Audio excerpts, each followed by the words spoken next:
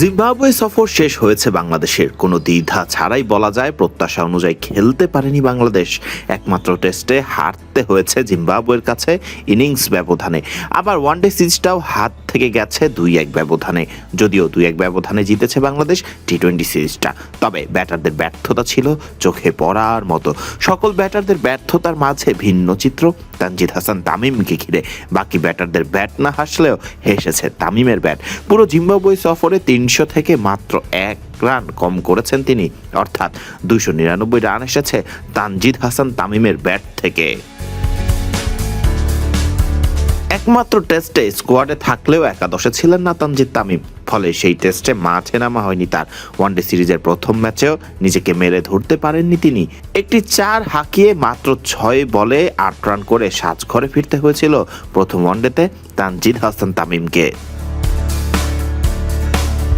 তবে তিনি ঘুরে দাঁড়িয়েছেন সিরিজের দ্বিতীয় ওয়ানডে ম্যাচেই। 5টি 4 এবং 1 ছক্কার সাহায্যে তামিম দ্বিতীয় ওয়ানডেতে খেলেছেন 70 বলে 57 রানের ব্যক্তিগত ইনিংস। যদিও বাকি ব্যাটারদের কারণেই প্রথম ম্যাচের পর দ্বিতীয় ম্যাচটাও হারতে হয়েছে বাংলাদেশকে, ফলে ওয়ানডে সিরিজ 1 ম্যাচ হাতে রেখেই জিতে নিয়েছিল স্বাগতিক জিম্বাবুয়ে।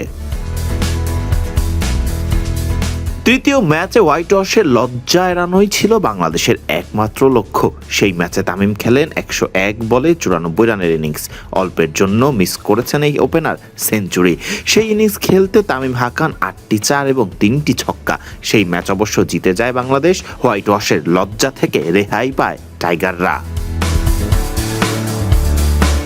ওয়ানডের মতো টি-20 সিরিজের শুরুর ম্যাচেও ব্যাট হাতে মলিন ছিলেন তানজিদ হাসান তামিম। 3-4 হাঁকিয়ে 8 বলে 16 রান করেই সাজঘরে ফিরতে হয় তাকে।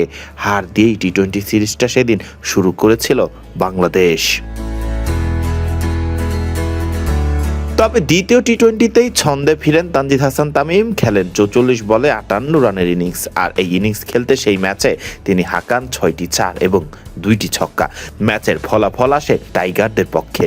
সিরিজে সমতা ফিরিয়ে আনে বাংলাদেশ। শেষ ম্যাচ জিতলেই তখন টি-20 সিরিজ হবে বাংলাদেশের। সিরিজ নির্ধারণের ম্যাচটায় আবার ব্যাট হাসলো তামিমের। ওয়ানডে সিরিজের পর টানা 250 আবারও তামিমের, এবার ফরম্যাটটা টি-20। তৃতীয় ম্যাচে তামিম খেলেন 58 বলে 64 রানের অপরাজিত ইনিংস, যেখানে তিনি হাঁকান 4টি ছক্কা এবং মাত্র 1টি 4। বাংলাদেশকে ম্যাচ এবং টি-20 সিরিজ জিতিয়েই সেদিন মাঠ ছাড়ে বাংলাদেশের তানজিদ হাসান তামিম। গোটা সিরিজে ব্যাক টু ব্যাক 50 হাঁকিয়েছেন তামিম 2 বার, সর্বোচ্চ এক ইনিংসে করেছেন 94। অল্পের জন্য মিস করেছেন সেঞ্চুরি, তবে এটি যেন তামিমের অন্যতম এক সমস্যার দিকও বটে। বারবার তিনি থিতু হয়েও নিজের 50কে পারছেন না সেঞ্চুরি পর্যন্ত নিয়ে যেতে। তবে 6 ম্যাচে 299 রান করা তামিমের হাতে যে এখনও আছে অনেক সময়। টেস্টে একাদশে সুযোগ পেলে হয়তো আরও রান পেতেন তিনি। তবে সবে মাত্র শুরু হওয়া তামিমের যে পাড়ি দিতে হবে আরো দীর্ঘ পথ।